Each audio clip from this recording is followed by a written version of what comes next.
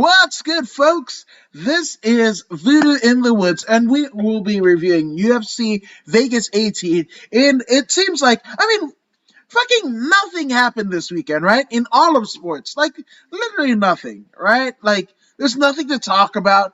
Definitely nothing that happened on Sunday. Probably, that's it, right? Nothing Friday, right? There wasn't another sport that did some things with fisticuffs and everything, right? Voodoo? Like, there's nothing to talk about, is there? Nah, not that I know of. I don't Yeah. know. To quote Eddie Guerrero, the late great Eddie Guerrero, I'm gonna say, when I told you there was nothing to talk about, hey Vato, I lied. We So, lie.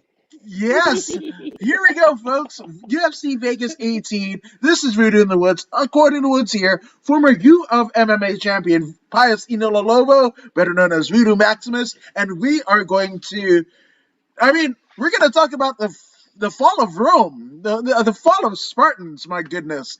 But how was your week? How was your weekend? Crazy stuff, crazy times. We weekend was phenomenal. I did my thing.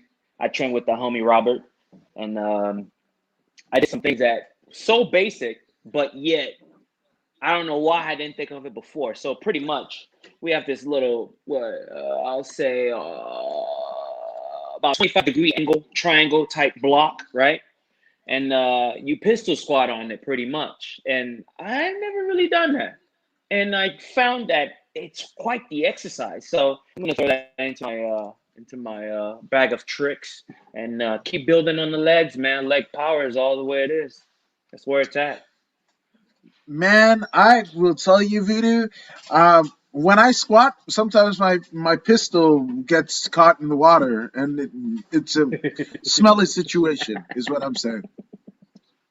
So, this, but kudos to you for gaining a new skill in your 21 years of age. My goodness, you are almost like the Tom Brady, or you're aging in reverse. You're not supposed to be this good at this age, but you're the standard bearer of what things should be. I'm just And saying. it's like they say that they say to all the fighters. It's what they say to all the fighters. If you never stop, then you will never have to get ready. So that's what it is. I just keep Okay. it pushing, man. Even if I do a little bit, I just make sure I never stop ever. Keep going. Keep training. Never stop training. 1,000%. Sometimes when I push, a little bit comes out, and when I mean little, I'm talking about my intestines. But that's another story for another day, because we have UFC Vegas 18, right? And this one gets started off with an crazy featherweight bout between Odie, not to be confused with Ozzy Osbourne. So Odie Osbourne Mhm, and Jerome Rivera, and damn, mhm, this one gets off to a rousing start. Odie Osbourne literally mhm, KOs Jerome Rivera in 26 seconds of the very first round. mhm. Holy hell. I'm going to say it. It's weird because Osborne, he was looking like the damn Sarajevo child that they were talking about in Get Him to the Greek, right? Like, he was looking like something, in the middle of the night where, Sally Struthers is talking about $10 and 10,000 pounds of food. Like, that's what Odie Osborne was Mhm, looking. But he brought mhm, all of the smoke, all of the smoke for that mhm, fire, mhm, mhm, and he brought it to what Jerome Rivera's chin. Good God, that was amazing. mhm, mhm, mhm, mhm. Indeed, it was. Indeed, it was. Pretty much what we have here is an athlete that somehow slipped through the crack and made it into the UFC. While we have many, many qualified fighters out there, you know what I'm saying, that are still waiting, fighting, grinding for an opportunity to show what they got. So this kid, he's in there, three straight losses, man. I give him the benefit of the doubt on this third match, given his opponent has never been in the UFC and he's got all the experience, he's got the length, He's got the ground game. He's got everything. But the boy, he was very slow. The run kick he threw that got him in trouble. It was like in slow motion. And then after he threw the kick, you can tell his technique is poor. After he threw the kick, he left the kick up there. You know, if you watch Donald Cerrone is the best example that I can get. Anyone, well, if you don't know Donald Cerrone, look up the Cowboy Donald Cerrone on YouTube. When he throws the kick, watch how quickly that heel returns to his butt. Immediately. See, these are basic fundamental things that are missing in MMA today, you know? And the only way you're going to find or get these things are if you actually practice with a martial arts instructor. For example, Taekwondo, karate, and such and such. These are the only people that pay attention to such details. MMA gyms are good. I'm not saying they're bad, but it's very difficult for them to pay attention to everyone. You know what I mean? It's very difficult to pay attention to everyone. Remember, they have people cycling in. People are cycling in.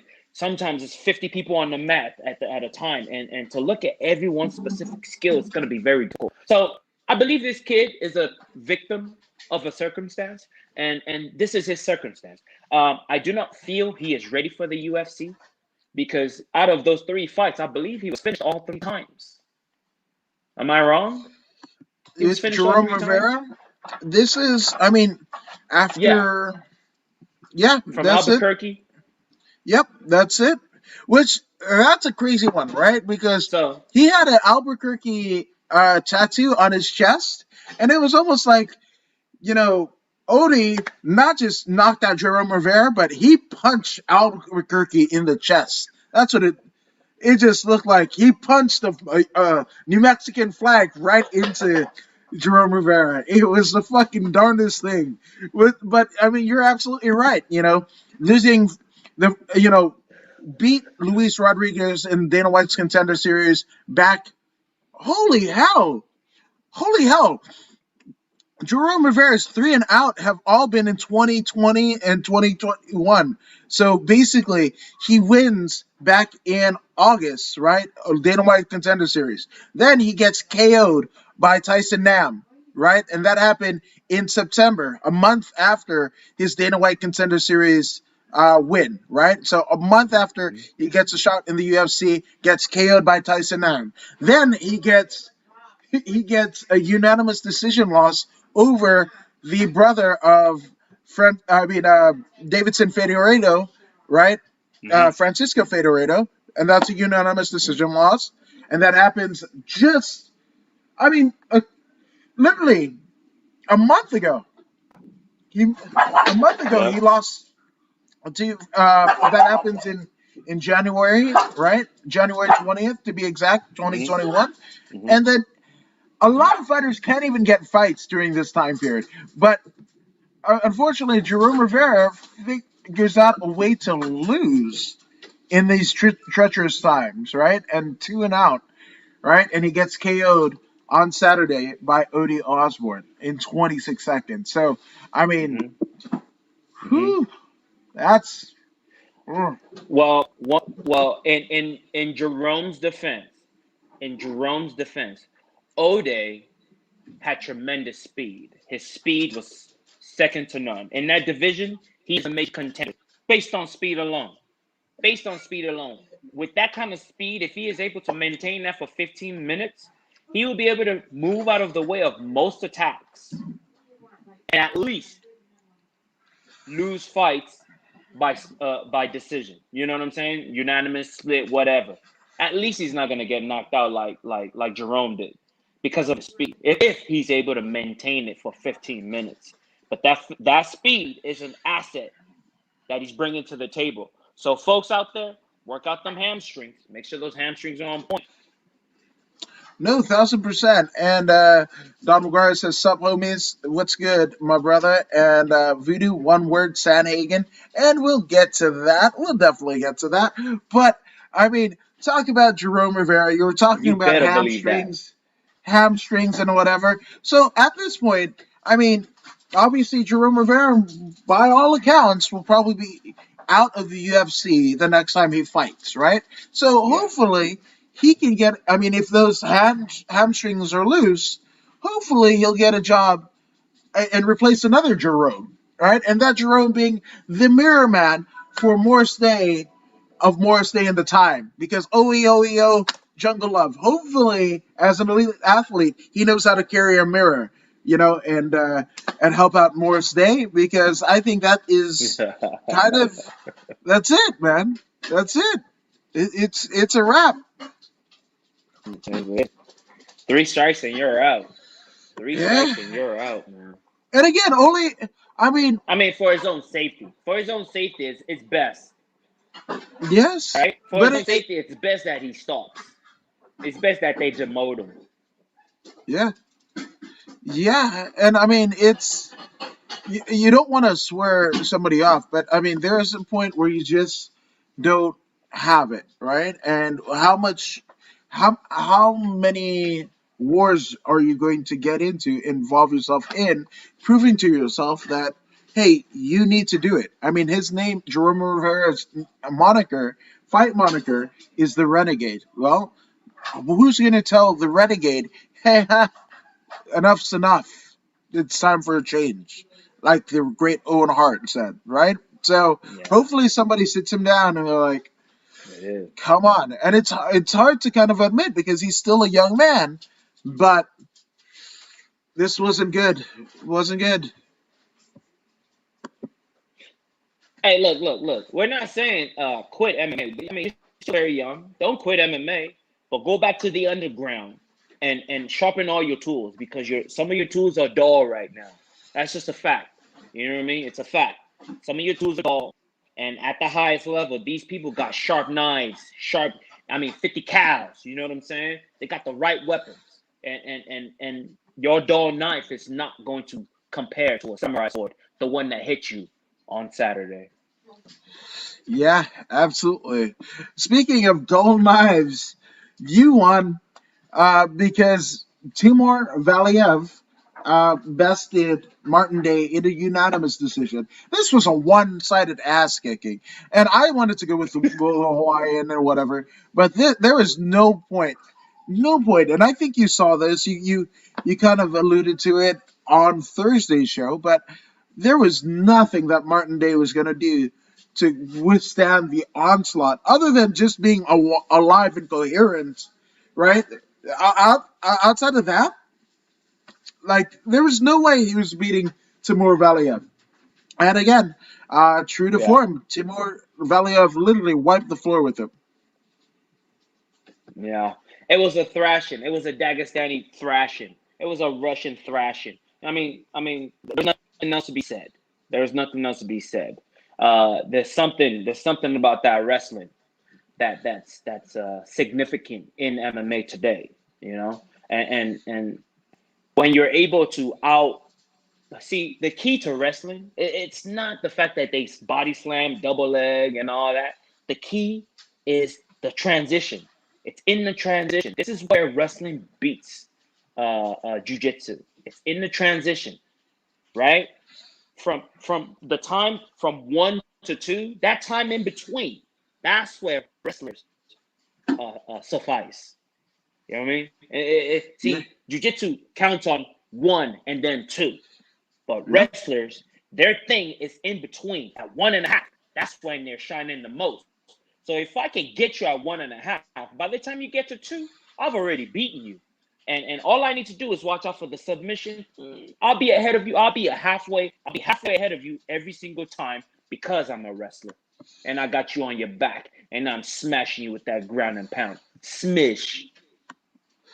Team Smash, man. And Team Smash won out. And Jesus, it was, I mean, good. This was a amazing performance by Timur. So shout out to him. And I mean, this kind of set the tone, right, for all the unanimous decisions that we would see, right? And there were plenty of them, especially in the next couple of fights, right? But all of the decisions would go on to be essentially unanimous, and they were one-sided ass kickings. I mean, not to say that anybody in the UFC are tin cans, but they just, like, I mean, Timur Valiev, right? Martin Day was just not on his level, which we get into with a back-to-back 145-pound fight, right? We had Sung Woo Choi against Youssef Salal. There was no point where Morocco Salal was Mm-hmm. going to best Choi. I mean, I think he was maybe empathizing with its Mm-hmm. countrymen, the one that's the Spider Man, the damn thing on Fight Island and whatever, and got himself out of the UFC. And he was just like, hey, I guess, he was feeling some sympathy pain. Even though he is out of the UFC physically, I will be there mind and spirit because even though I'm in the UFC still, my mind is not in here. That's what it seemed like with Yusuf Zalal. He just could not turn it on. Mm-hmm.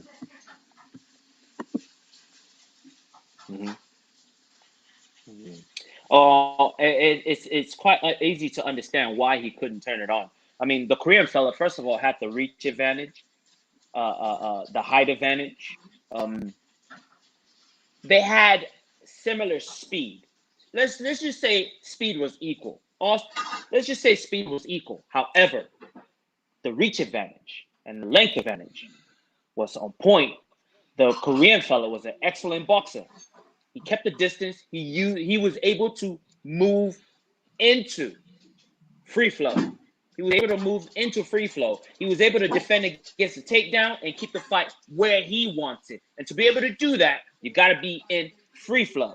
Okay? Flow state's not cutting it anymore. Not in mixed martial arts. In my work for Tom Brady on the football field, he can get into flow state, right? But this here, MMA, is where it's at. MMA is the supreme show on the planet. Nothing matches, besides, with the exception of Lethway. You know what I mean? We'll discuss that another time. But right now, MMA is a supreme sport, and to be the best in this particular sport, you have to be able to advance from flow state and move up to the next level, which is free fall. And the Korean fellow was able to do that. You know what I mean? He kept the distance. He kept control of the match. That distance was key. He knew what his advantages were, and he used it properly. His hands were on point. His kicks were on point. Everything was on point. He kept Zalal on his heels the entire time, and he won. Yeah, man. This is I don't know if it's a big win for Sung Woo Choi, but it is a win, right? And a win propelling him to a better record, hopefully a better matchup.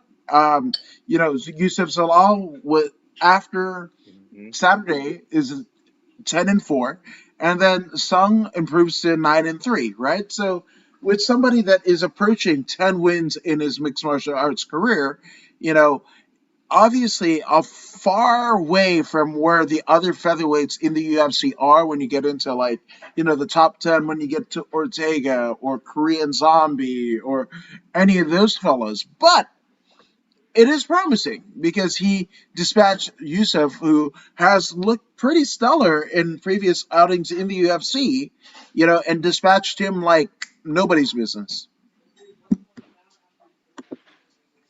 Mm-hmm. Yeah, because Yusuf in this particular weight class, he's giving away a lot of height. He's gonna have to improve his wrestling skills. He's gonna have to cut that distance down. Either work as Mike Tyson, get better at the boxing, you know, or improve his wrestling. Those are the two main things that he's gonna need. See, he's able to access free flow. I've seen it before, but he's not able to do that against everyone. And until until he corrects those two things, those hooks to the body and then to the head, those got to improve. You got to get inside. Find a way to get inside. Work your angles, get inside, and then find those takedowns. If those are not happening, he's going to continue to take a beating. I believe that's 2 fights he's lost in a row. Am I Mm-hmm. right? Yeah. Yep, that is absolutely right. So again, he looked amazing. His UFC debut back in Fight Island. I want to say that was the win over. Yeah, there was a win on uh, the undercard of John Jones and Dominic Reyes. Right, that he beat Austin Lingo. Mm-hmm. Mm-hmm. Prior to that, he hadn't fought in. I Mm-hmm. mean, since 2019, right? And with the LFA, the undercard of the Brandon Royval versus William card. But yeah, I mean, loses to Ilya Mm-hmm. Tuporia, and then both by unanimous decision. So Mm-hmm. again, he's got one more shot. But I mean, look at Mm-hmm. what we have here. I don't know if you guys saw it on his Instagram, but the Alpha Ginger, Spike Carlisle, he's out of the UFC. He was released. So yeah, that just shows how treacherous it can get if you don't sharpen the tools, like you were saying, Voodoo. Yeah, you gotta constantly. Hey, look, and when you watch those movies with the samurais and the Vikings and the whatnot, what do you see them doing with their sword in pass and passing? They got that stone, the little water, and they're grinding away at the edge of that sword. You know what I mean? Even when they're chilling, even in a movie, they're showing you constantly you must sharpen your sword. You must sharpen your sword. Wherever the deficit is in your game, you must get in there. All the dull edges, must make them sharp. Got to make them sharp. And this is a never ending battle. You can never, ever master a particular technique. You know, in martial arts, they do the forms every single time. The number one form, whatever form, they do it every day. Why? Because you can never master it. You can only sharpen it and make it sharper and make it sharper and make it sharper. And these fighters need to understand that. They need to keep sharpening their tools. They need to keep. Hey man, I'm not fighting anymore, right? And I still sharpen my tools, right? Not to Hmm. talk about somebody in the UFC. Not to talk about somebody in the UFC. Got to get that game up, man. Raise your game. Raise your level. Yeah, no, 100%. Which, whew, talk about there's levels to this shit. We saw uh, Laura Yeah. Procopio, right, of Brazil, improving her record, besting Meatball Molly McCann. And oh my goodness, this one.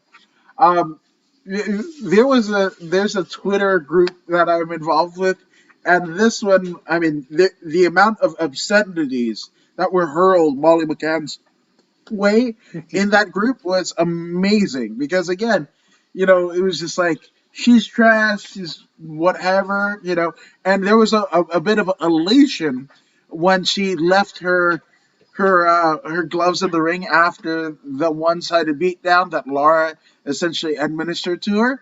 But it's kind of crazy because to give Mm-hmm. context, it was actually Mm-hmm. Molly McCann's father who had passed away before she could get to the UFC. It was his birthday. Mm-hmm. Her fight just happened to be on his birthday, and she dedicated the fight to him. And in that losing effort, she didn't retire, but she, at least her explanation, was she left her gloves in the cage, in the octagon, in memory of her dad. Which I don't know. Do you buy that, Voodoo? I mean, I'm somebody Hey, who lost. Good. it is what it is, man. I'm just gonna go ahead and take her for her word. If she says she left the glove in there for her father for closure for her father, that's fine and dandy. It's all good. Good gesture, and you know what I mean. It's a story she can tell her grandchildren someday. Fantastic. But her reason for going in there was wrong. She should have never gone in there for her father because she left herself open. You know what I mean? She was fighting with emotion. You know what I mean? Bruce Lee says, what did Bruce Lee say?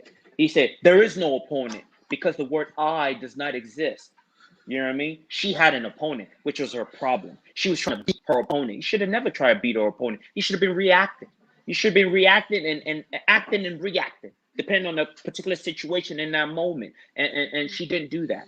She was stiff, right? She was easy for the pickings. The takedowns were on point. Her opponent was able to advance into free flow while she stayed down there at flow state. I mean, she was doing her thing with her hands, right? Once her opponent realized, hey man, your hands are pretty nice because you're doing your thing. Okay, let's change levels on you now. Let's take it to the ground. Let's take you where you're not comfortable. But then she herself was able to secure an armbar, and I did not understand why she couldn't finish it. I did not understand. Everything was there.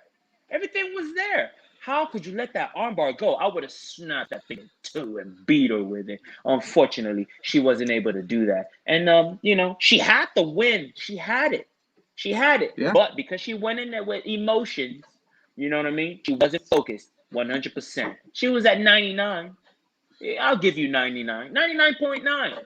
But you're still missing that little piece. And that piece cost you a win. And shout out to her opponent, Lara.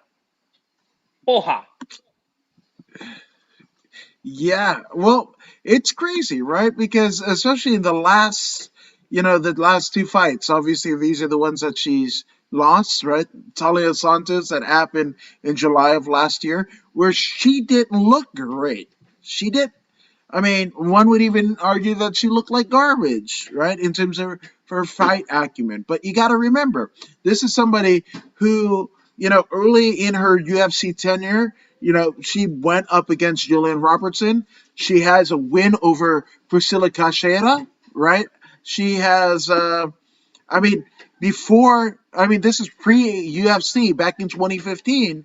She beat Vanessa Mello, who is now in the UFC herself, right? So there's something that happened, after, I don't know if it was after the grappling bout at Grapple Fest 7 with Abby O'Toole, because that was her last win in combat sports at all, or her last win in MMA back in 2019 was against Diana Beats.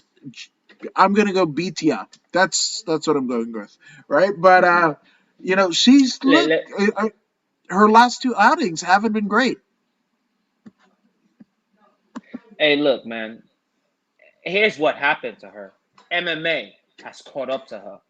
That's what happened. This game, look, this sport is what, 26 years old? And look how far we've got. Look how far we've gotten. Flying knees, spinning elbows, tornado DDTs. It just keeps evolving and evolving. It's evolving so fast. So many tools that are open to you. And these people, they're stuck in their old ways. Conor McGregor says, stuck in the mud. Stuck in the mud. This is what he means by stuck in the mud. They're not able to transition quickly as fast as the game is changing. And if you can't do that, if you cannot leave flow state and move on to free flow, you're done.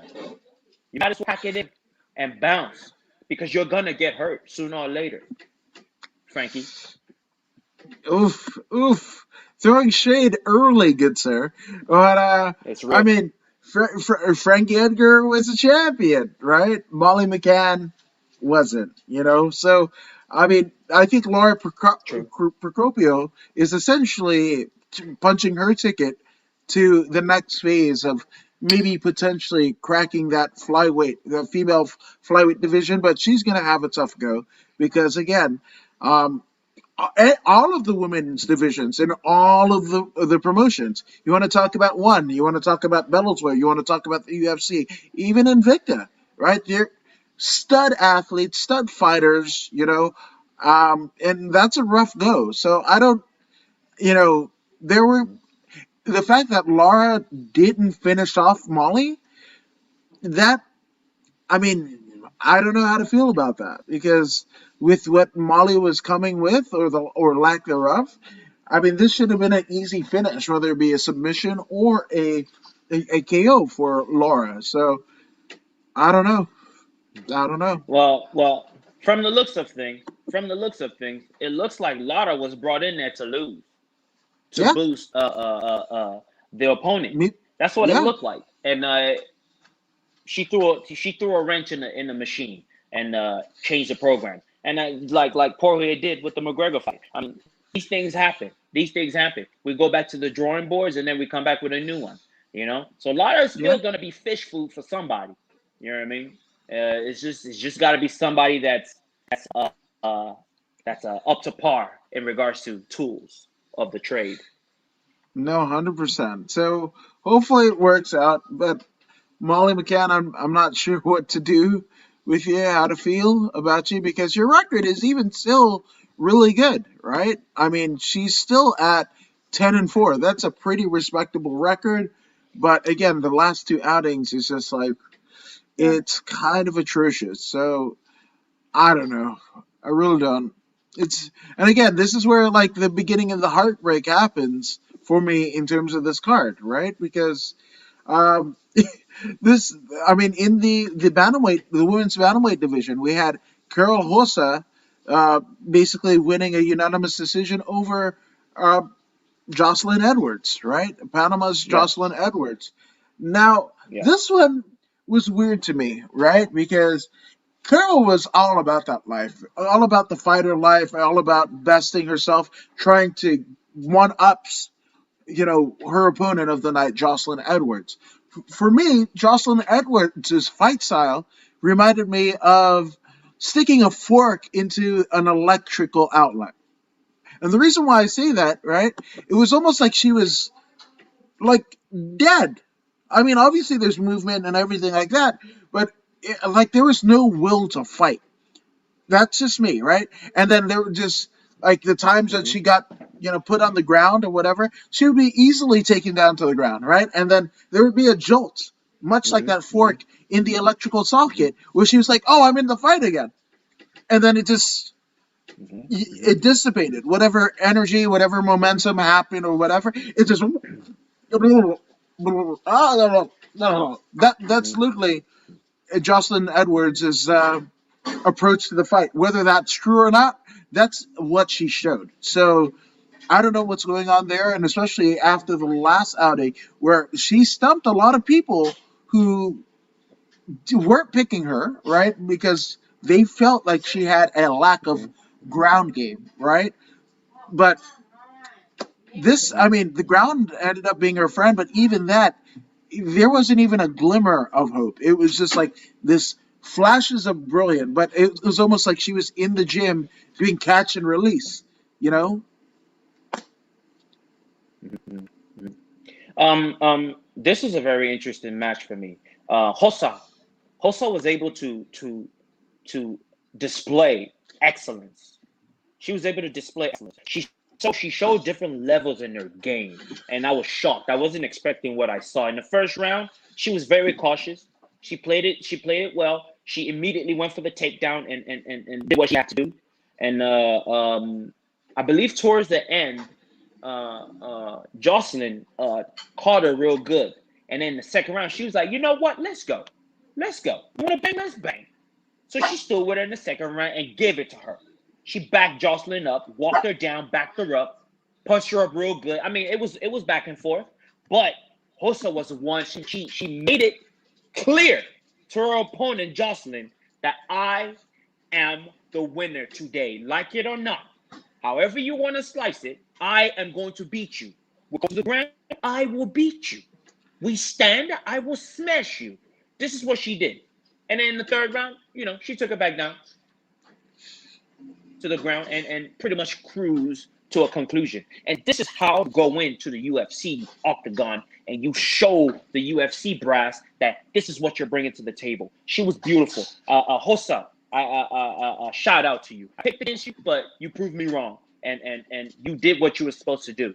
It is what it is. You did what you were supposed to do, and you look fantastic doing it. So I look forward to seeing you again in there with another worthy opponent. No, 1000%. So big win for Hosa. But my goodness, you mentioned in your assessment of the fight, you talked about eyes and you talked about slicing, right? And that's maybe that was a preconceived notion of what we were going to see. Your premonition, Voodoo, of what we were going to see in the next fight with Devontae Smith and Justin James. I mean, Justin James's eye looked crazy. It looked like it was about to give birth. Actually, here's a Voodoo in the Woods exclusive. I actually have the offspring of what the product of Justin James' eye was after they drained it. And you want to see? You want to see? It's Mm-hmm. not pretty. That's what was inside Justin James' eye after his loss to one Devontae Smith. And I What a thank you, Justin rush. James. Yeah, thank you, Justin James. I will treasure this. Um, I mean, for my till the end of time, because this is, I mean, when people are talking about fight gear, fight worn, and stuff like that, this is actually in your eye, and you basically FedEx this right to me, good sir. Thank you so much, and I will treasure that. But again, it was not pretty. My goodness. When look, that was a clear example of excellent boxing. Uh, the man didn't have to do much. He had the 1 and 2 advantage, and he stuck to the basics. I mean, why be fancy? Why be fancy? If the 1 and 2 is working, keep it going. And that's all he used. That's all he used, and he took apart his opponent. What was his nickname again? The joystick? What is the Yes. what was that? I mean, It Justin was James something ridiculous. is yeah, Guitar Yeah. Hero. Guitar Hero. Guitar Hero. Yeah. Hey man, he played the guitar with his face and smashed him. I mean, there's nothing more to say. The reach advantage was established the entire match, and the man took his time. He took his time picking apart Mr. Guitar Hero. We knew this was gonna happen because this is exactly what we called Guitar Hero. He's got heart. I'll give him that. He's got heart, and I'm not trying to diss him or anything. He's got heart, but he was outclassed in that particular matchup. The boxing was just clear, and because he couldn't initiate the takedown to close down the distance and take that 1-2 punch away from his opponent, he was stuck. He was stuck, and eventually his eye got busted. And it's all up. The referee had to stop that. I mean, the man had heart. He's got heart. He wanted to continue with one eye. It's not the smartest thing to do, especially with a guy like this who's already a sniper. He sniped you when you had two eyes. What are you gonna do with just one? He's gonna kill you. So the referee was like, you know what, man? Live to fight another day. You're likely to be cut, but live to fight another day. Yeah, I'm sure Justin James, his eye was almost like, kind of like Dora the Explorer, right? Dora the Explorer had a hench person called Swiper, right? It was a fox that just came out of nowhere and just swiped the shit out of you, right? Well, guess what? Justin James's eye was probably saying to Devontae Smith, "Sniper, no sniping, no sniping." But he got sniped. He got shot. That's what happened. My goodness, Mm-hmm. Justin James, man. I'm sorry, but I mean, that's the. he fought. He fought hard. Justin But fought hard. I feel like He fought hard, you but he remember was that. just in there against the next level. Yes. Well, I mean, I remember that song. Man, I can't. It, the song is called "Just Once," and forgive me for forgetting who it was, but uh, I, I thought my best wasn't good enough because here we are, right where we were before. And that's exactly what we are. We knew that Devontae Smith was coming, Mm-hmm. like the King Cage that his moniker reports him to be, right? And he showed it once Mm-hmm. more Mm-hmm. against Justin James. Mm-hmm. Mm-hmm. And he unleashed hell upon Justin James, the Guitar Hero. Hey, he took his guitar and bashed him in the face with it, and that's what happened to his eye. That's, I mean, I could say no more. That's literally what happened. My goodness. So, big win for Devontae Smith, who improves his record to 11-2. And again, that's a hell of a good record. When it comes to the UFC. But again, a 160 some odd pound division. Oh wait, that was a catch weight, wasn't it?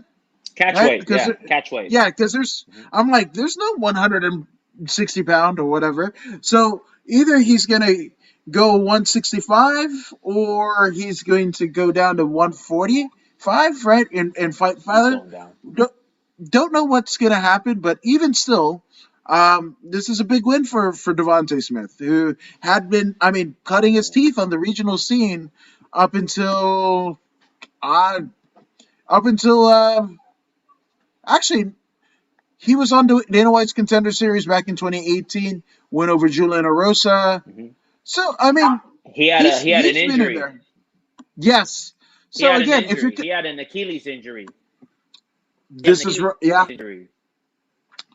Well, if you're Yeah. gonna make if you're gonna make your run back, I mean, what way to make a statement, good sir? To essentially Ric Flair your way into a win, right? Because he's kind of not so much the dirtiest player of the game, but anybody who's great is one who will master the basics, right?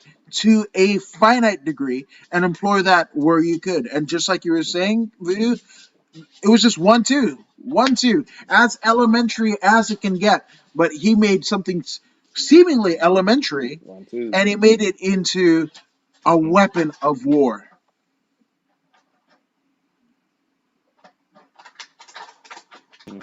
A weapon of mass destruction. Yeah, yeah. So I mean, speaking of all-out destruction, right? We had Danilo Marquez, right, against Slow Mike Rodriguez, and this one, whew, I mean, this is where Slow Mike's moniker, right? Being slow. Usually it's kind of a undercurrent for the hell that Mike Rodriguez is going to bestow upon his opponent, but not this night because he went out on a shield due to a rear naked choke from Danilo Marquez that literally sent Mike Rodriguez into night land. I mean, he might as well have been Danilo might as well call himself CM Punk or Kenta because he made Mike Rodriguez go to sleep. I mean, now I understand why Slow Mike has that moniker, Slow Mike. His takedown defense is very slow, very, very slow. His hip explosion not there at all because his opponent wasn't faster than him. He wasn't faster than him, but he did stick to the basics. His transition was clean. He was able to suck him in and suck out those legs and dump him. And when you turn your back and you expose your neck, you will go to sleep. And the Brazilian jiu-jitsu artist did what he was supposed to do. I mean, when you're hanging with the likes of King's MMA, Rafael Cordero, when you're training with a savage murderer like Rafael Cordero, understand will be taken often. And that's what happened. No, 100%. And I was really pulling for Slow Mike because we touched on it on Thursday, but going into this fight on Mike Rodriguez's social media pages, he shared a very touching story and picture.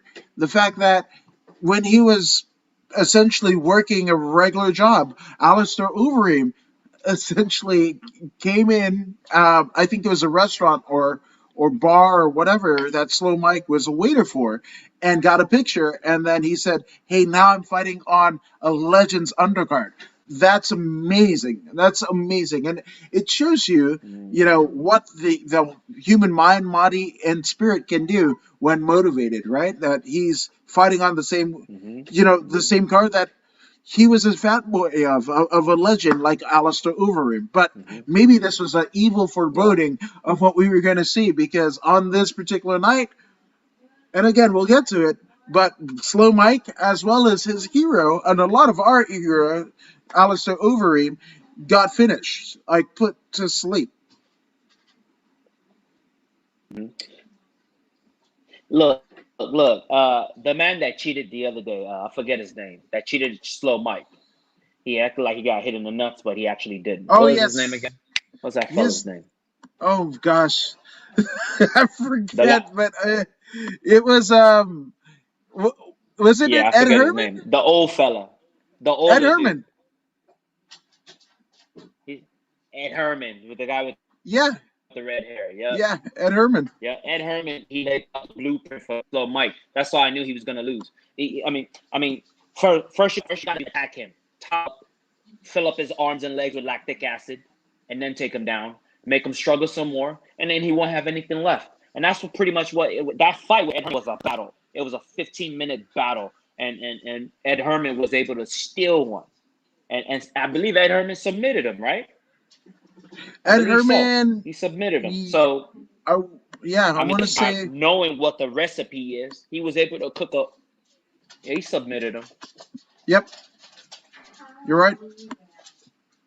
That's two submission Maybe losses in a row. Whew. Kimura or something like that, if I Yep, it remember was a correctly. Kimura. hmm Yeah. So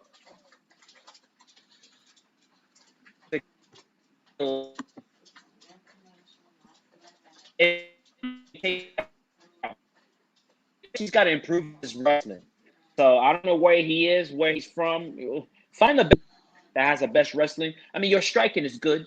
Your striking has the potential, Slow Mike, to make it into free flow. I give you that kind of credit. But then, what good is your striking when you're on your back and you can't do anything about it? It's a waste. It's a waste. So, Slow Mike right now is still in flow state. He's able to engage flow state through his striking. But then, when it comes to moving up to free flow, he's unable to do that because he cannot defend the takedown. So, therefore, he's getting submitted left and right by people he should be destroying. It is what it is.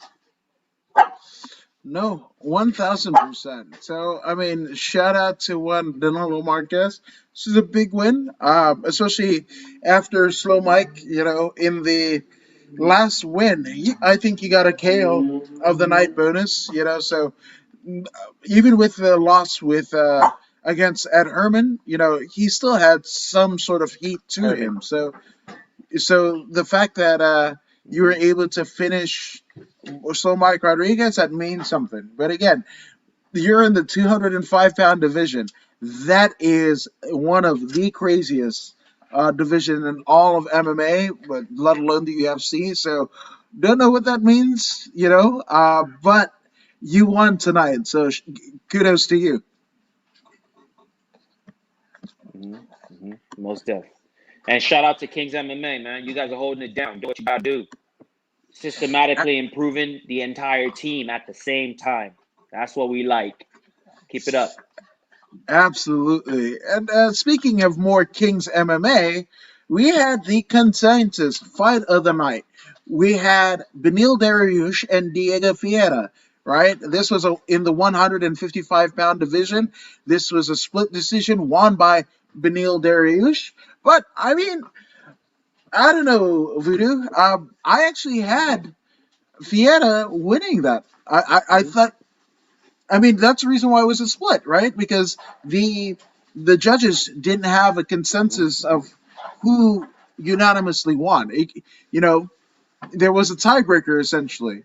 I actually think, and I'm the biggest Benil Dariush fan, especially Mm-hmm. after his last knockout, him winning comeback of the year.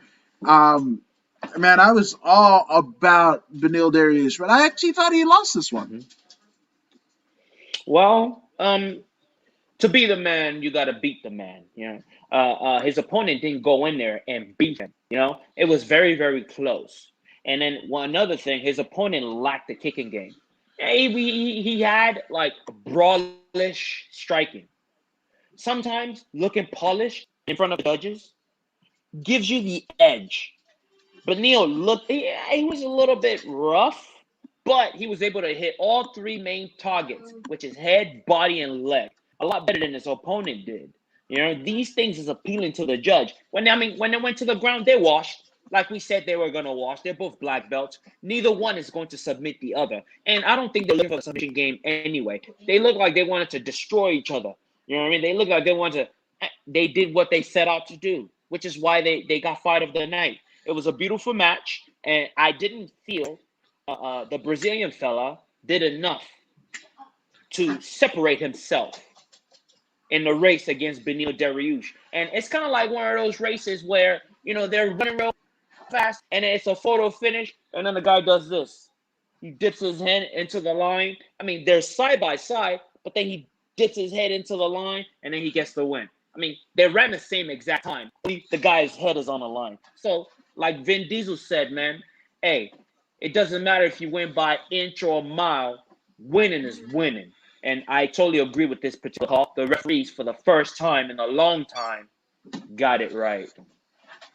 There it is. There it is. So, again, to bookend what is a stellar week for Benil Dariush, right? Going into this fight, be named the comeback of the year, where you had, I mean, in a year that you had like Shane Strickland, being phenomenal. Like there's a lot of comeback of the year contenders, but Benil was the one who the UFC sought as the person that had the best comeback of the year.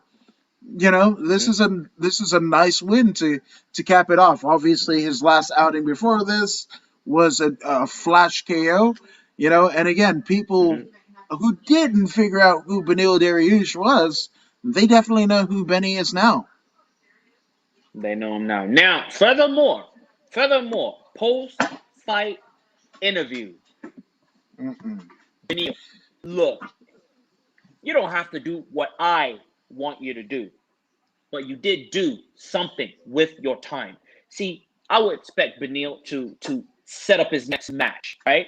Preferably somebody higher than him. You know what I mean? Maybe somebody. Well, let's say Benil is 13 or whatever he is. Maybe somebody in 9 or 10. I would like somebody there. He didn't do that, but he did not leave it to his manager or his coach or some nonsense like that. That upsets me. Now, Benil's like, yo, forget about me. What about my boy? Forget his age. My boy's been, he's in a whatever pound division. He gave the guy's name and he shouted out his homeboy. He told the UFC, hey, you won't be disappointed. See, he took the time, millions of eyes watching, and he put his boy up on a pedestal and raised him. This is what you do as a teammate. You know what I mean? When you have an opportunity, a shining opportunity, you're either going to shine or you're going to put somebody else on. And he took the time to put somebody else on. And that's what it's all about, fighters. That's what it's all about. You take the time and you use it wisely. You use it wisely. And he did that. You know what I mean? He didn't use it for himself, but he used it for someone else, which is all right in my book. Benil Dariush, keep up the good work. Wait, I mean, maybe I misread it because to me it seemed like he wanted to challenge Michael Perez, right? Oh, go ahead.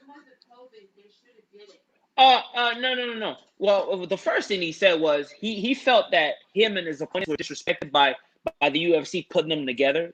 He feels that both of them should be fighting someone else in a higher division.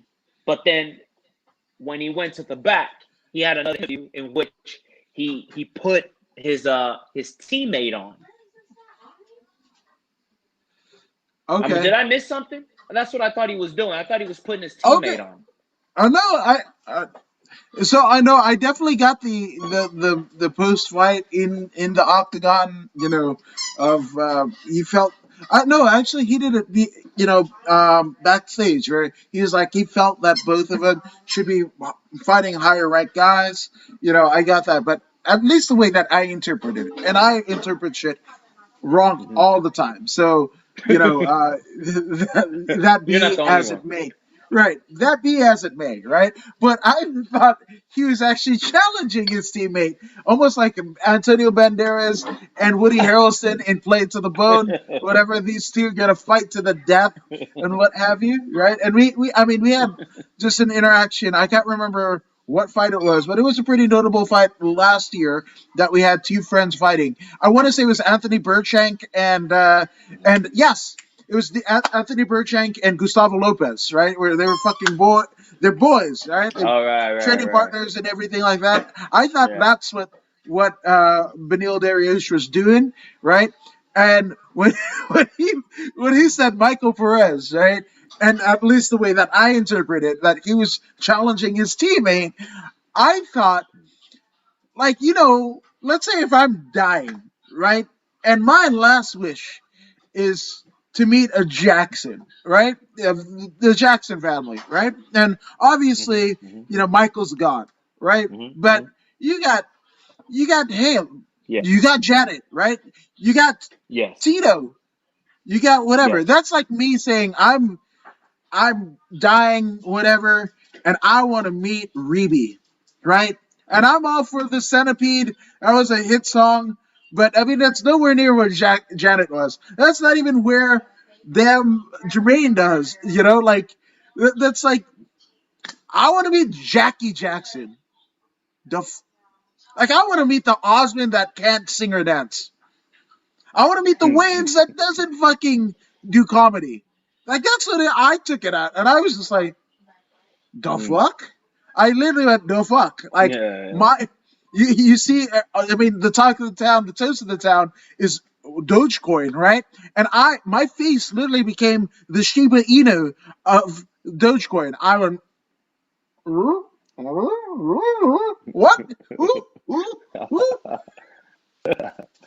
Hey, even if he was calling out his teammate,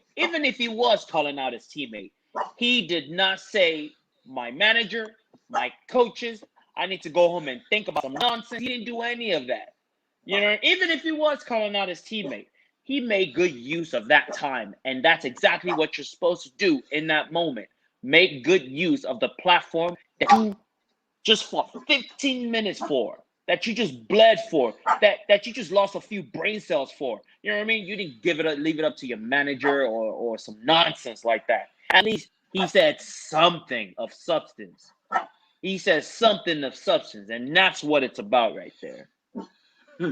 Again, if you were taking some sort of, I don't know, illicit or legalized here in California substances, you would have went to Benil Dariush and went, the fuck? Who? Or like the folks in New Orleans say, who dat? Who dat? And that's literally what I did. So, but if I hope Voodoo is correct in this, and if he is, shout out to Benil Dariush for taking some time out of your shine and basically bestowing equal umbrage in your teammate that you feel isn't getting a chance. That is absolutely remarkable. It's so notable. So shout out to you, Benil Dariush. Yes. Congratulations, Benil. Yes, 100%. And a hearty congratulations goes out to Alexandre Pantoja, right, in this 125-pound matchup against Manel Cape. And we were kind of figuring out how do you say it? Was it Cape? Was it Cape? I don't fucking know, man. But Pantoja, I mean, it ended up not mattering because that wouldn't be the name uttered by Bruce Buffer at the end of the fight. It was one Alexander Pantoja. And my goodness, Pantoja looked incredible. When it comes to dynamic striking, I believe Cope or Kate, whatever his name is, the Portuguese fella is the better fighter. His movement, his footwork, switching left and right, on point, moving, fighting on the heel, on point. His problem was he played it too safe. It was his first match in the UFC, and he played it too safe. He wasn't aggressive enough. And this is why he lost. His opponent has been there. He's been there many times. He's been there against the very best. So when there's fresh meat like this in front of him, he goes after him. He put a lot of pressure on him, and he looked busy in front of the judges. Is he landing? Yeah, he's landing. He's landing. But he didn't look as clean as his opponent, the Portuguese fella. He didn't look as clean. The Portuguese fella was comfortable, but he was too safe. And safe will get you no. I take that back. Too safe in the UFC will get you nowhere. Safe is good. Safe keeps you healthy. But too much safe, it's like water, man. Too much water and you drown. You eat too much food and your stomach is going to burst. I mean, too much of anything is bad for you. And he was just too safe.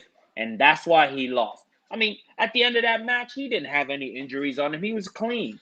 He could have fought another 25 minutes. I mean, if you're going to go in there, you want to impress on your first day at work.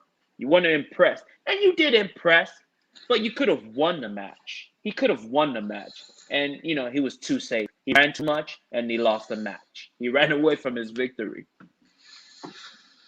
Yeah, unfortunately. But hopefully we'll see some amazing things out of Manel, his next go in the octagon, and I hope that comes soon enough, especially, like you said, Voodoo. He hasn't accrued too much damage, if any, so hopefully he can get right back on the horse and I don't know, do whatever the fuck that people that get on horses do. I don't know. Like, I'm not an Hmm. equestrian. You better Shit, start man. riding. There you go. You better start Yeah, riding man. and jumping. Yeah, that dum, that boy, jump on it. So do that, man. Now, so I'm just saying. Yeah. But this is the portion of the card where literally all my heroes died. All of them died. Like the era that I first loved the sport of MMA. I mean, these are some of the stalwarts in this that era, right? The mid 2000s, that era of like WEC and what have you.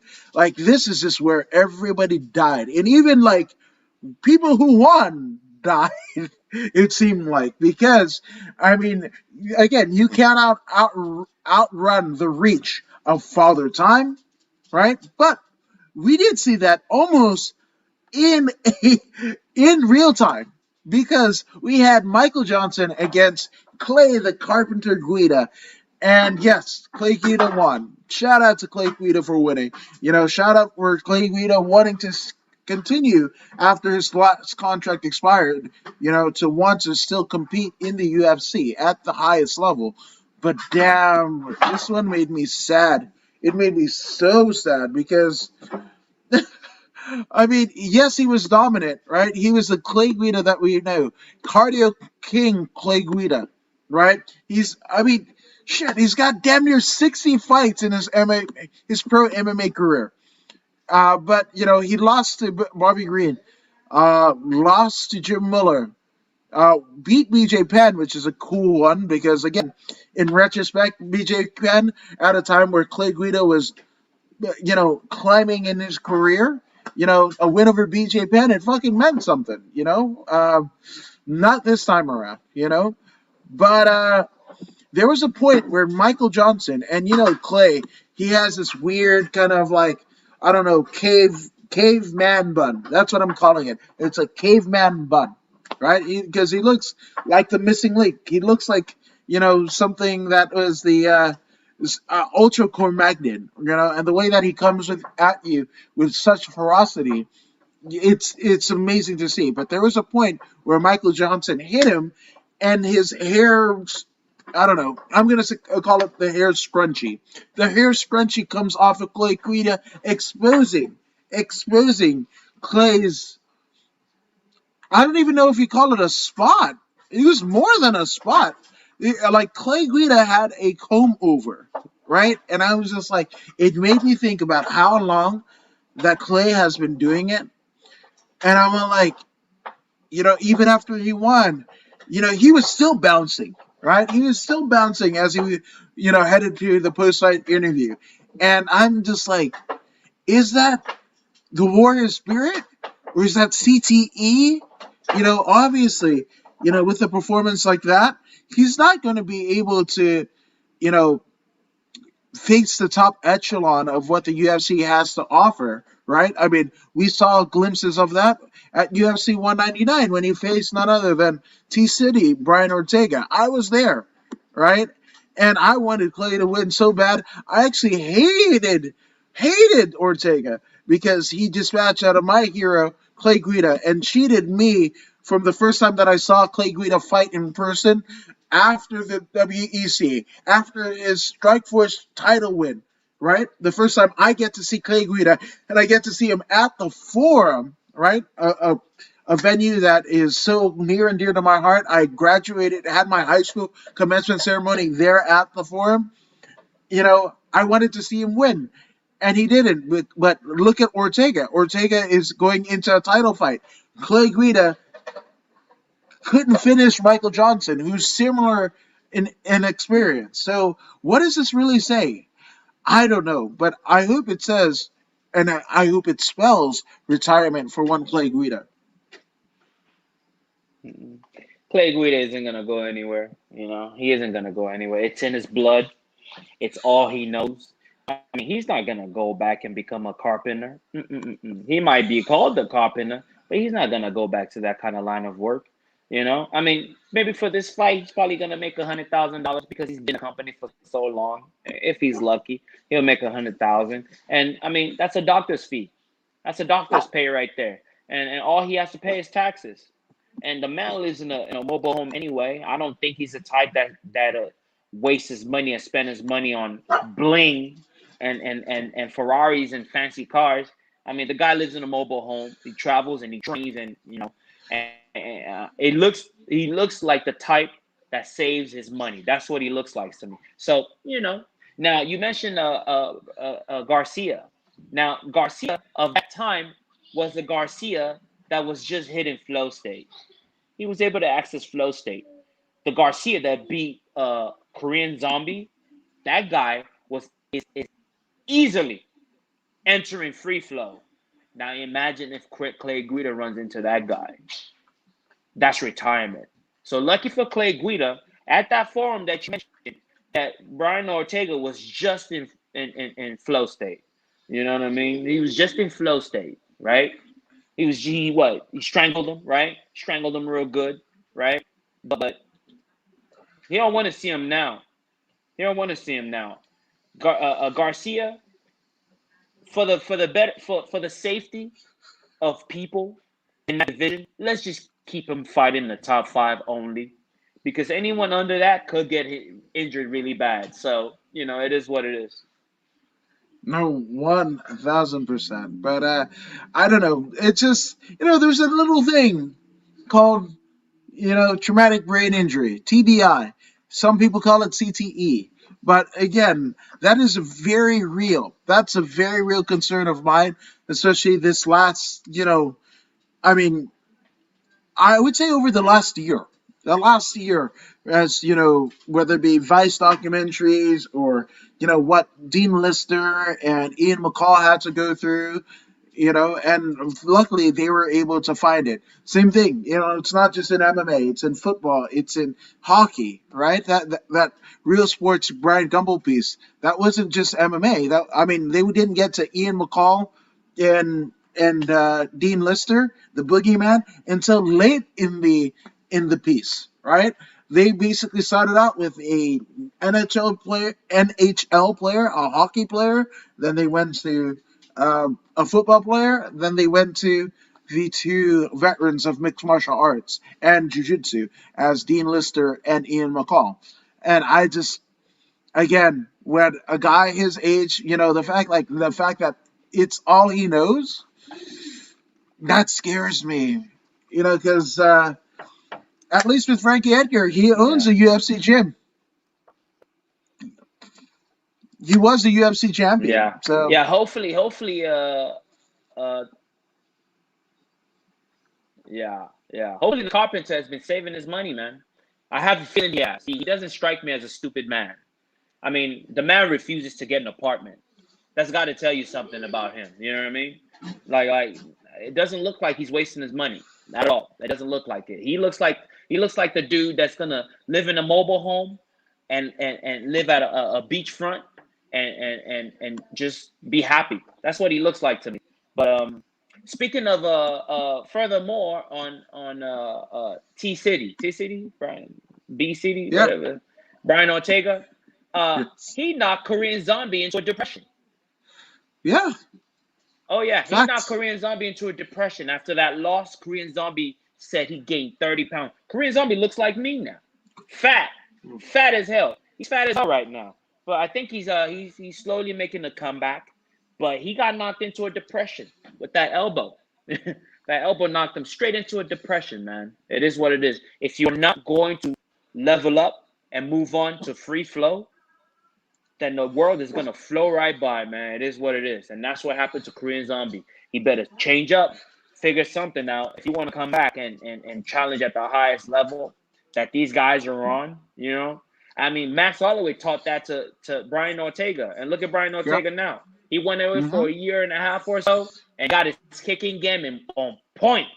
He got his kicking game on point. Now look at him. All he did was added some adequate kicks. He could box before, but now with the kicking game, he's more balanced. You know what I mean? And accessing free flow was quite easy for him. And all he had to do was learn how to kick. His ground game is already superb. His ground game gets him into free flow easily. Now his hands and feet to go with it. Yeah. Volkanovski, watch out. Oh yeah. Volkanovski and champion won't happen. I don't feel won't happen again. There's going to be a reign of Ortega that is going to reign forevermore. So I'm just saying. I'm just saying. But speaking of people that I, I guess didn't answer the flow state, we are at the co-main event of the evening. As we had Corey Sandhagen up against former UFC champion Frankie Edgar, and this one was a quick one. I mean, if you went and no, I think I literally went from my living room to my kitchen, right? I would say 10, 15 feet away. 15 feet away. Just to put a dish that I was eating out of in the sink, right? And when I turned to look back, it was all over. They were already playing the replays. And I was like, what the fuck happened? And and then I look, and even my wife got to the TV before I did, and Frankie Edgar looked dead. Sandhagen I mean, basically sandbagged him in his quest for another championship before he called it a career. And I believe we saw a bit of on Instagram. And shout out to Jesse Velasquez because he sent it to me because it was worded very, at least for me, cryptically. But I think we saw a Frankie Edgar retirement on his social media pages as close to one as I think we got. Um, but yeah, it looks like it's done for Frankie, which I couldn't be happier because again, what Corey Sanhagen put the hurt that he put on him, ooh, buddy, and it was just vicious that flying knee, but also Frankie was trying to throw that punch and he leaned into it. So both of the velocity sent his brain all warbly. It was all jello. um,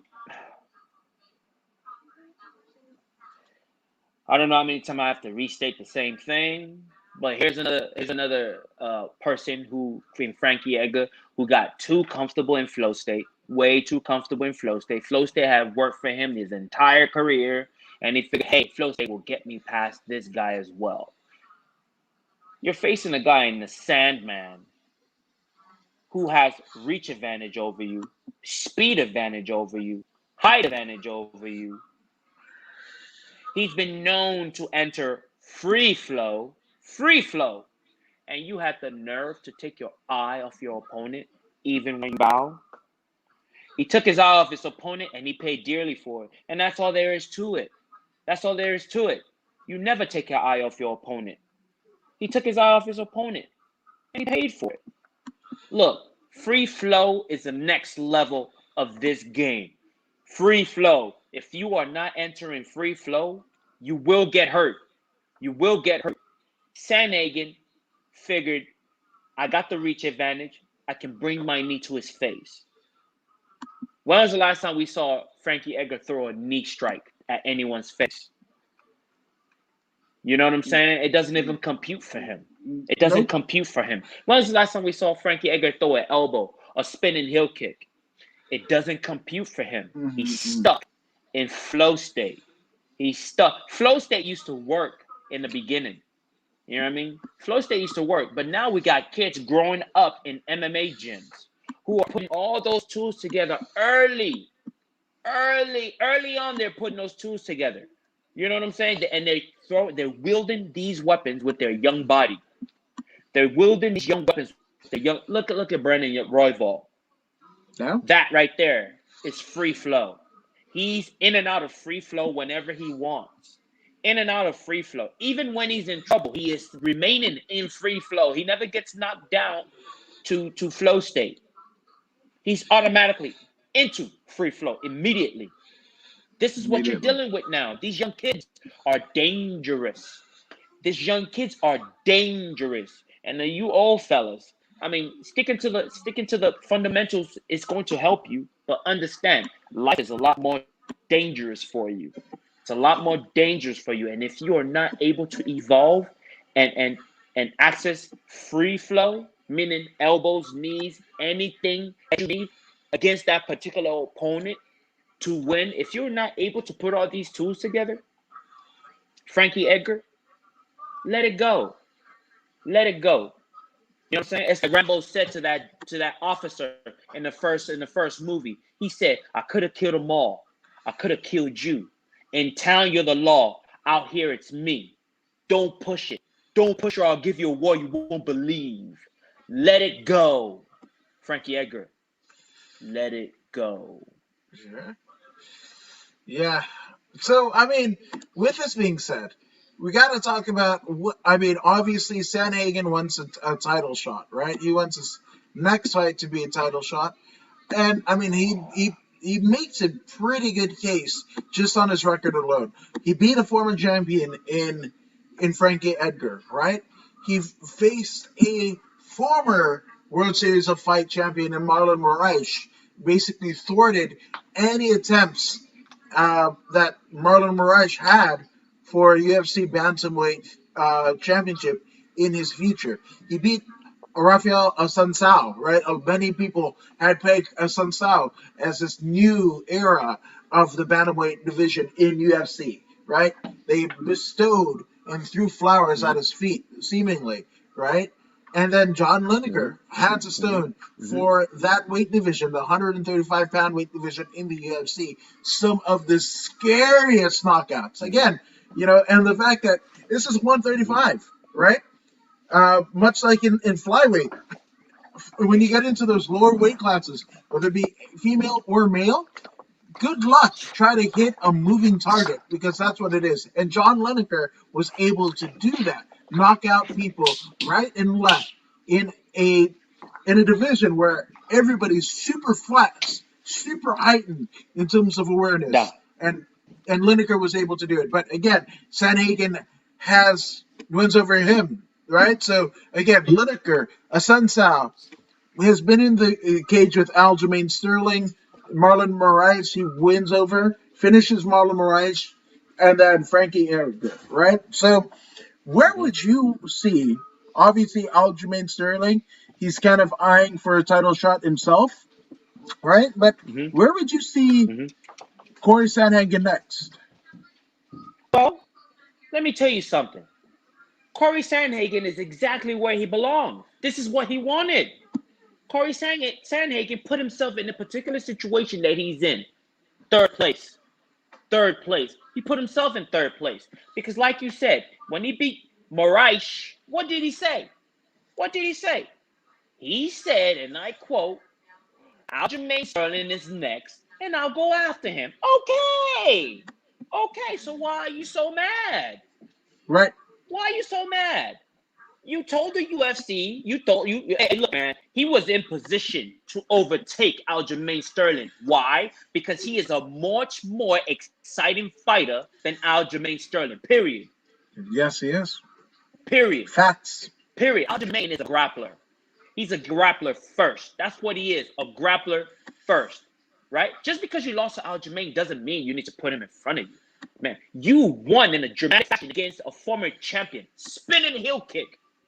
You entered free flow and you decimated another man, a champion. You decimated him easily. You made it look easy. If Aljamain would have fought that guy, they would have probably made it into the 15-minute marker, and it would have been like a split decision. But you did it in one of the most. I mean, your whip kick wasn't the most pretty, but it was effective. It did the job. You know, it didn't have the snap to it, but it's okay. It did the job. It decapitated your opponent. And then you got on the mic. You had your opportunity to steal and take what's yours. Then you got on the mic and you said, Aljo and Petrian, they should go first before me. Okay. And we're still trying to get that match going. So now you win again against Frankie Edgar. And it sounds like you're mad about something. What you mad about? You could have been in that position. UFC, I guarantee you, man, UFC wanted to push him so bad, but then he was like, please push Aljamain. Push Aljamain. So they pushed Aljamain. Now why was he so upset? I couldn't understand that. What was he mad about again? Exactly what was he mad about? I didn't understand what he was mad about. He was the one that called for Jermaine to go first. So they said, okay, Jermaine, you're next. So what are you mad about? Don't be mad. Wait your turn. Wait your turn. I mean, now, let me tell you something. Did he do the right thing with the mic? Yes. Yes, he didn't let that time go to waste by saying my coaches and my manager. He said Aljamain go next. So he went next. Right? See, one thing about the guy Sandhagen is he uses the time on the mic appropriately. And he never lets it go to waste. You know what I mean? He let his opportunity go to waste, but he didn't let that moment go to waste, which is good. Which is good. Now Aljamain is in line for the next title shot. I believe in March we'll be seeing Aljamain fight for the title. Okay, so wait your turn. Wait your turn. So all you got now, because you put yourself in this situation, all you got now is to stay on social media and keep riding the wave of this particular win. Keep riding the wave and keep saying things and keep inserting yourself into the put yourself in the backup. In the backup. Be ready for someone to get injured. This is the next best thing you could do for yourself, Sandhagen. Stay ready. Stay ready. Stay ready. Stay on the phone with Dana White and John Shelby or whoever. I don't care who. Stay on the phone with these people and let them know you're ready. You're on way right now. You're on way right now. Anything happens, give me a call. Stay in training camp. Train for both of these gentlemen. Keep training. You didn't get hurt. You didn't get hurt. You know what I'm saying? You didn't lose anything in this fight on Saturday. Nothing. It was all positive for you. 100% positive. Nothing is perfect. Your fight was perfect. We can say that your fight was perfect. Now, wait your turn. You put yourself there. So wait. Yeah. So, I mean, I love it. And especially, he earned himself, he was a recipient of the extra $50,000, KO bonus or performance bonus. I can't remember how they categorized it, but even still, for a 27, just like, think about this, right? Take away the fighter pay, right? Take away the show money, the promotional money or whatever, right? For 27 seconds, right? We're just talking about fight bonuses, right? Sandhagen essentially got a year's pay for a lot of middle class worker, maybe even like lower middle class, right? In a couple seconds. One would argue that he left Vegas with over a six. I mean, definitely in the six figures, right? I mean it sounds about right, right? Easy. Low six figures, right? Easy. So, yeah. So, damn, and it's Vegas, not a bad they're time. not gonna really. Vegas is not. Yeah, and it's in Vegas. Vegas is really not gonna tax him like that. So he's gonna be keeping most of his money. So good for him. Yeah. So, man, it's a good one. It's a good one to to have. So we obviously Aljo and Pietro Yan will duke it out, come March. But right after that, the winner of that goes to Sandhagen, and hopefully that is going to be another crazy finish, no matter how it goes. So the champion, who will be the champion at that point, whether it be Aljamain or Yan, right? Or and then facing essentially Corey Sandhagen. Whatever happens, I think it's going to be fireworks. It's going to be a war of attrition. It's either going to be a war of attrition or a flash knockout or submission. But I cannot wait because we will hear, a lot of what happens in this potential fight, assuming everybody stays healthy, for years to come for sure. Yeah, the good thing at the end of Sandhagen's interview was he did say he's got a KO waiting for whichever one wins that match. either Aljamain or Pietrien. He's got a KO win for him. I like that one. I like that a lot. So stay ready, Sanhagen. Stay ready. Yeah, absolutely. But we are ready for the main events of the evening. We had arguably the greatest striker that has ever graced the heavyweight division, Alistair Overeem, formerly the Demolition Man, now Ubereem, right? And he is essentially going up against former Bellator champion, heavyweight champion, Alexander Volkov. And you joked, Voodoo Maximus, about, I mean, we were elating. I mean, talk about throwing roses at the feet of Alistair Overeem. I think we both did a generous amount of that, and rightfully so, because it's Alistair fucking Overeem, right? And you who said, hey, you had a hard time remember whether it was Alexandre Volkanovski. He called him 8 different things, right? But you definitely said, I will remember his name if you beat Alistair Overeem. That's what you said. Those are facts, right? So what I gotta ask you is, do you remember Alexander Volkov's name? Alexander Volkov. Not to be confused with that little guy Volkanovski. Alexander 6'9" Volkov. Machine, Terminator, Destroyer, Death Walking, Grim Reaper. Big giant tattoo on his back of a samurai helmet. Samurai mask / helmet. Death waiting to happen. Anyone in the heavyweight division understand this man is here and he's a contender and he's young. He's young. He's got a kicking game. Did you see his front the front kick that he hit Harris with? That front snap. That's that kick that I talk about all the time. That front snap, not that teep, not that pushing one. No. Whip it in like a whip. Pow! Kick him in the liver, and it's with. He's got that reach in his legs and his arms, and that's what he pretty much used with Alistair. The man is bigger than the last time I saw him. He's thick. Yes. Thick. He towered over Alistair. Used his boxing to a T. Alistair tried to engage that oblique kick, and nah, it just the man is too solid.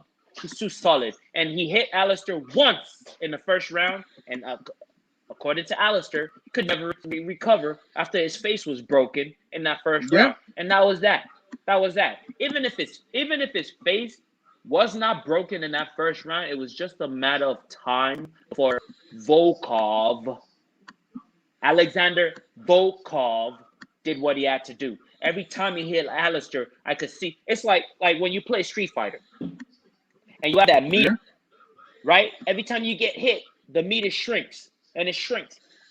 Literally, right before our eyes, I watched Alistair's meter shrink, and the intensity of the shrinking depending on whatever shot he was getting hit with. You know what I mean? When he got hit with an uppercut, a 50%. When he got hit with that hook, another 50%. When he got hit with a straight, 30%. Straight shots down the middle, 30%. Because the force behind it, the fastest way around the circle is a straight line. The velocity and the power. Unlimited power. Like the Emperor will say, he was just damaging Alistair's little head, man. And I love Alistair, man. I love Alistair. I don't think he needs to think about anything. There's nothing to think about. Do not think about anything, Alistair. You have nothing else to prove to anyone. You have nothing left to prove to anyone. I mean, according to Woods, don't want to hear it. You know what I mean? According to Woods, is more than satisfied with all the work you've been doing since 1999. He's fine with that. He's fine with your work, your body of work. Second to none. Second to none in the heavyweight division. You are the most accomplished fighter in MMA history, heavyweight history. Most accomplished fighter in heavyweight history. You have fought in Dream.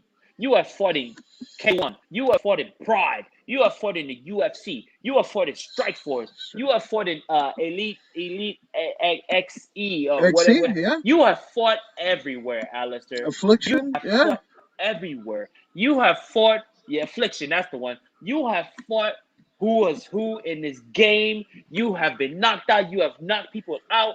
You are the man. You are the man. And they say to be the man, you got to beat the man. Alexander Volkov has beaten the man. No. I take that back. Alexander Volkov has beaten the shell of the former man. Yeah. And it is what it is. It's a fact. It's a fact. Volkov, I'm not trying to take away from your win. If you feel that way, I apologize. But that isn't the Alistair that isn't Uberim. That isn't Uberim. You know what I'm saying? That isn't the peak of the demolition man. You know what I mean? You fought the demolished man. That's who you fought. Yes. You fought the demolished man. Mm-hmm. And Alistair, please, you know those beautiful girls, please hang it up. Your wife, beautiful. Kids, Yeah. beautiful. You, beautiful. Even with all the scars on your face, you're still beautiful. You know what I mean? Yes. You still got it. Save what's left of your brain cells and just sail into the sunset victorious. Even in the loss, you are victorious. This is how amazing you are, Alistair Overeem. Even Yes, in you your are. loss, you are victorious. Even in your loss, you are victorious. Because according to Woods and the millions of fans around the world, still got your Yes. back. But now we want you to hang it up. Leave. Even though Alex the Overeem is able to access free flow, he's able to access free flow. But the heavyweight division is just too dangerous. One hit and Yes. everything changes. One hit and Everything. your life is different. Alistair, please, please, please quit. No. Don't. Quit is the wrong adjective. Please retire. Please Yes. retire. You have nothing to prove to anyone. Forget No. the UFC title, man. Forget the UFC. You don't need it. You don't need it. What you need is a healthy brain so you can be with your family for the rest of time or your time on this planet. You don't want to be like Ali. Please don't go Right. out like Ali. We loved Ali. And he stayed in there too long. You know what I mean? This is why Parkinson claimed him. We don't want Parkinson to claim you. We don't want CTE to claim you. Last week, Yes. according to Woods, said that you still have adequate speech pattern. Oh Please yeah, it's maintain that fantastic. adequate speech pattern. Right? Please Yeah. maintain that adequate speech pattern. You, Alistair Overeem, you can get a job talking about the fights. Commentator, Yes. you can do that. You've got the skills. You've got the wealth, a plethora of knowledge. You can transition, man. Continue training with your boys, like the man with the one eye, the Englishman with the one eye. Michael Bisping. What's his name with the one eye? Michael Bisping. Michael Bisping stays in the gym, but he doesn't fight anymore. Do the same, please. Please, for your sake. Do the same. Maintain what you have left. Maintain the integrity of your brain that's left. Keep it intact. And hopefully you can actually improve upon the damage that's been done to you over the years. But please stop. End it. End it, please. Please, Yeah. Overeem. Please. Please. Yeah. This one I'm conflicted, right? I mean, and this is just emotionally, and this is where it goes, right? And I could only imagine what it must be for the fighter to go through, right? But here we go, right? Because of all of the accomplishments that Alistair Overeem has basically done, right? Here in the US, here abroad, right? The UFC is the pinnacle, right? So in the back of his mind, right? Obviously, John Stockton was a great basketball player, a Hall of Famer of the NBA, right? But the fact that he never won the big one, right? And nobody's gonna understand or kind of circumvent, like, oh man, he was playing with Jordan, he was playing with Barkley, all these amazing players in the league during the time, right? He never won the big one, right? Dan Marino, for all he's great, he never won the big one, right? And there's an asterisk, right? So he's won big ones, right? At a time where all of those things meant something. But the fact that he was champion of, I mean, a lot of organizations that are now defunct and are under the UFC and Zuffa Branner, right? It almost goes into the ether because you didn't do it here, right? This is if AJ Styles had never come over to the WWE, right? Or had never become champion in the WWE, right? Shinsuke Nakamura is going through some of the similar things that I'd imagine Alistair Overeem to be in. Obviously different, but still the same, right? Where he's captured heavyweight championships abroad, right? But he hasn't got the big one. And as we were kind of leading into the Royal Rumble, right? Nakamura cut two of the best promos that he did in his career. And you're talking about Shinsuke Nakamura, huge star in New Japan Pro Wrestling, has professional MMA fights, right? I think 6 fights. He went 4-2, I believe. Legit mixed martial artist, right? And he cuts impassionate promos of like, hey, I'm going into Rumble, I'm going to kick some ass because I'm the king of strong style. Who's better than me? I mean, obviously, I'm paraphrasing it, right? And then after he doesn't win the Rumble, he cuts another promo. He said, don't think I'm done yet, right? This is not the end, right? I will become the first Japanese born WWE champion, right? And I felt it. I felt it, right? And how much that means to win the big one means, right? So there's that. But on the other instance, yes, I want Alistair Overeem. He still can form sentences where a lot of his other contemporaries cannot, right? We're talking in 99, right? Think of all of the fighters that were fought on those dream cards and pride cards and strike force cards and affliction cards. Many of those are penniless. Some of those are dead, for one reason or another, Mm-hmm. right? And the fact that Alistair Overeem, literally, 21 years after he started his career, he's still in the top 10 of the biggest promotion in the world and the scariest division of all of sports, right? So I understand his plight, but I also, again, like what you say, I'm going to echo your sentiments. He has a wife, he has kids, right? I want him to be there for his kids, right? I want him to be there for his wife, as a husband like you and I are, as a father like you and I are. Alistair Overeem is, right? And he's at a point where, I mean, yes, if he hangs it up, he, I would love to hear Alistair Overeem in commentary. I would love a panel of like Joe Rogan, on Joe Rogan's kind of final call. It'd be Overeem, DC, and Rogan. I would love nothing more than that. But yeah, so I'm conflicted, right? Because the Warrior wants me to have Overeem win the UFC title. Now that looks bleak. It looks bleaker than it ever has before, especially after win over, Alexander Volkov. So I hope he kind of listens to what the great Frankie Edgar had said, right, in his what seems to be a retirement post in Instagram. And I hope to see that we see a retirement out of Overeem because, again, yes, he can do another one, right? But what does it mean, right? Is he any closer to the title? Paydays, he's had a litany of paydays. He is, under the Reebok structure, right? He is probably going to essentially earn the most in terms of fight bonuses that you can get, right? What's another one? You could still make the same amount, probably teaching seminars, right? You can probably teach with the acumen that you have.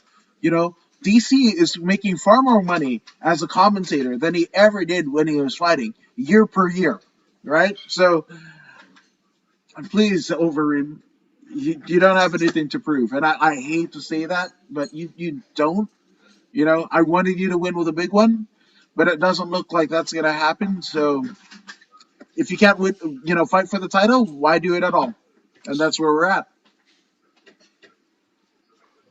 I mean, he's already fought for the title. He fought Stipe, man. Stipe was able to, handle his business. It is what it is. Right?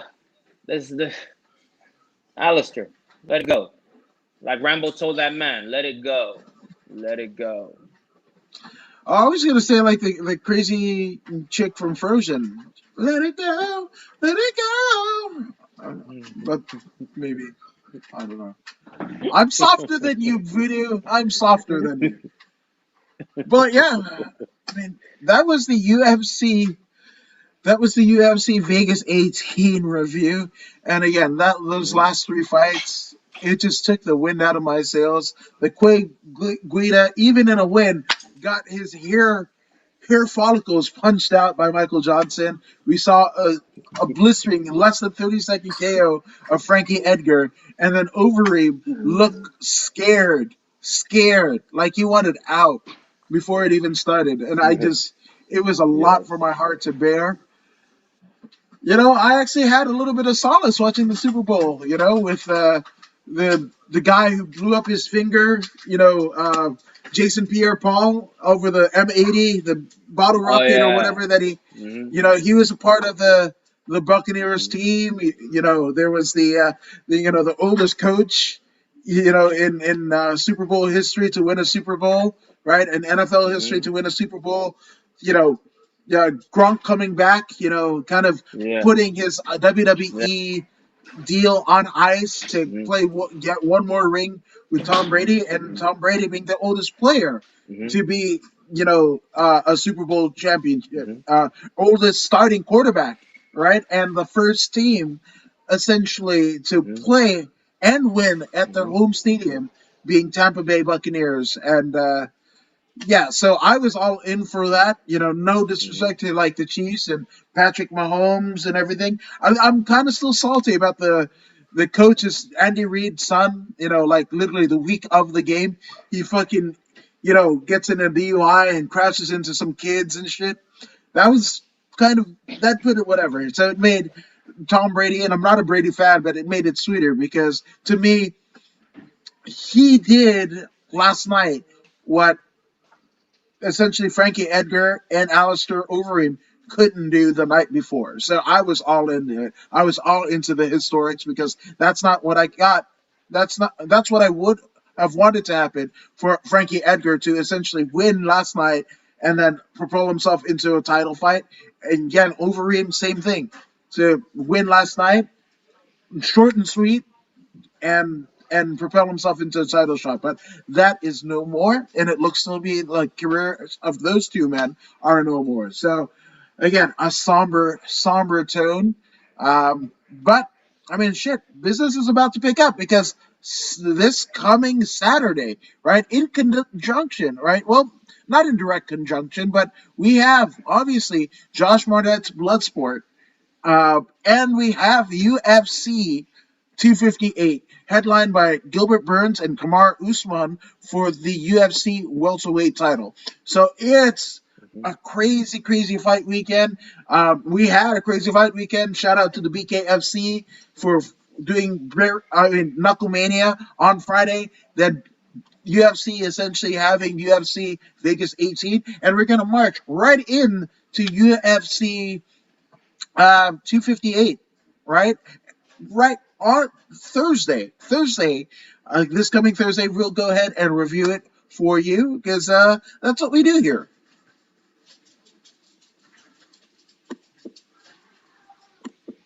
Yep. Yep. Oh, by the way, this Friday, Tommy Aaron is back. Tommy, the Spaniard, Aaron is back. I believe he's fighting in LFA What? this Friday. Really? Oh my God, this missed me. Shout out to Tommy Aaron. Shout out The to Spaniard is LFA. back.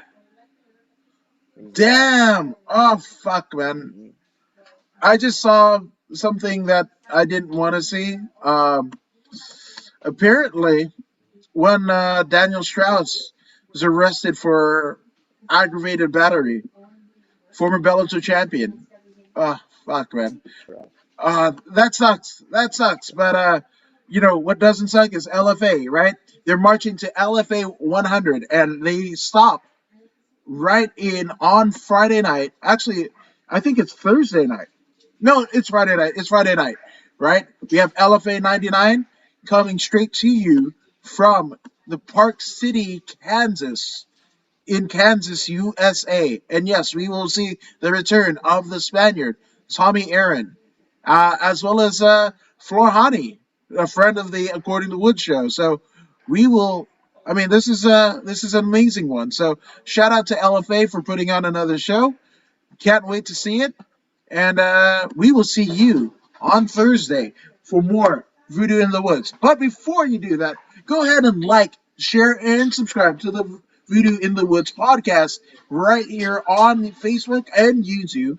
And tell your friends, tell even people you don't like. We don't care. They're going to be friends to us all, right? And when we can laugh, cry, and shove our face with popcorn as we talk about fights, and we can do it in our community. Because, yes, you folks are a part of our community. So, again, you like, share, and subscribe to Voodoo in the Woods, and you can find Voodoo where? Where can they find you, Voodoo? Hey, you can find me on Twitter, Periscope, Instagram, Facebook, YouTube, Voodoo Maximus, all day, every day. All day, every day. And you can find me at According to Woods literally all day, every day, because I think there's a shit ton of podcasts that I'm doing. So, hey, I guess so. So, we will see you on Thursday for more Voodoo in the Woods.